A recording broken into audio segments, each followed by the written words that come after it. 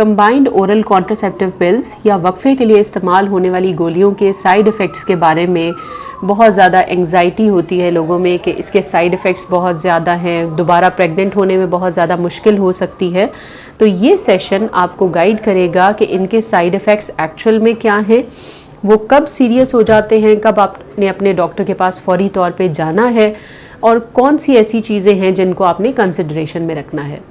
Combined oral contraceptive pills oestrogen और progesterone hormones पे consisting tablets होती हैं जो कि डेली बेसिस पे एक ली जाती है। अगर इन अद्वियात का सही तरीके से इस्तेमाल किया जाए तो इनके फेलियर का रेट बहुत कम है, इवन लेस देन 1% है। इनके जो साइड इफ़ेक्ट्स हैं उनमें अमूमन जो साइड इफ़ेक्ट्स पेशेंट्स में देखे जाते हैं उनमें सर दर्द, दिल मतलाना, चक्कर आना, वज़न का कुछ थोड़ा बहुत बढ़ जाना और इसके अलावा फीलिंग ऑफ ब्रेस्ट हैवीनेस और ब्रेस्ट टेंडरनेस यानी छाती के साइज़ का थोड़ा सा बढ़ जाना और उसमें दर्द का महसूस होना शामिल है। ये वो कंप्लेंट्स हैं जो कि कॉमनली पेशेंट रिपोर्ट करते हैं और उनको गाइड किया जाता है कि ये वाले जो इफ़ेक्ट्स हैं ये इनिशियल कुछ टाइम हार्मोन लेने से आते हैं और ये 2 से 3 महीने में सेटल डाउन हो जाते हैं। अगर 2 से 3 महीनों में ये वाले साइड इफ़ेक्ट्स सेटल डाउन ना हो सिम्टोमेटिक ट्रीटमेंट के बावजूद, तो फिर हम जो ओरल कॉन्ट्रासेप्टिव पिल्स है उसका जो फार्मूला है उसको स्विच कर देते हैं दूसरे फार्मूला पे जो कि पेशेंट उसके साथ एडजस्ट हो जाता है। अगर इन अद्वियात को लंबे अरसे तक इस्तेमाल किया जाए तो बाज़ औक़ात हाई ब्लड प्रेशर हो जाने का इम्कान होता है वो पेशेंट्स जिनके अंदर ऑलरेडी एग्जिस्टिंग रिस्क होता है हाई ब्लड प्रेशर होने का।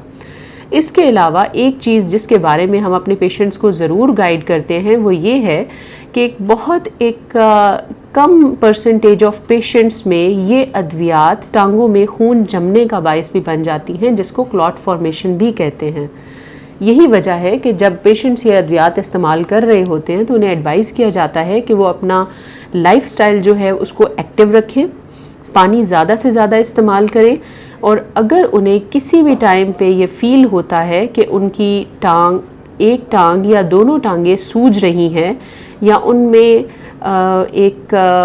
इम्बैलेंस टाइप का दर्द हो रहा है या स्पेसिफिकली उनको किसी एक टांग में दर्द है और सोजिश है या उनको सांस लेने में मुश्किल हो रही है तो वो फौरी तौर पे अपने डॉक्टर के पास जाएं। मैं यहाँ पे ये बात क्लियर कर दूं कि ये जो रिस्क ऑफ क्लॉटिंग है या क्लॉट फॉर्मेशन है ये बहुत कम परसेंटेज में होता है, पेशेंट्स की बहुत कम परसेंटेज में होता है, लेकिन स्टिल ये एग्जिस्ट करता है, इसलिए ये बताना बहुत ज़रूरी था। मैं उम्मीद करती हूँ कि इन गोलियों के जो साइड इफ़ेक्ट्स हैं उनके बारे में आप अच्छी तरह से आगाह हो चुके हैं।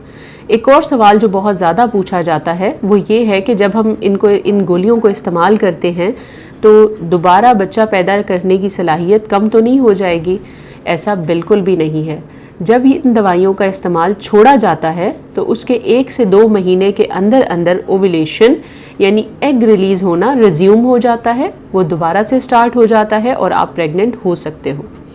एक और बड़ा कॉमन मिथ है कि इन अद्वियात के इस्तेमाल से वज़न बहुत ज़्यादा बढ़ जाता है यानी फीमेल्स वेट गेन कर लेती हैं।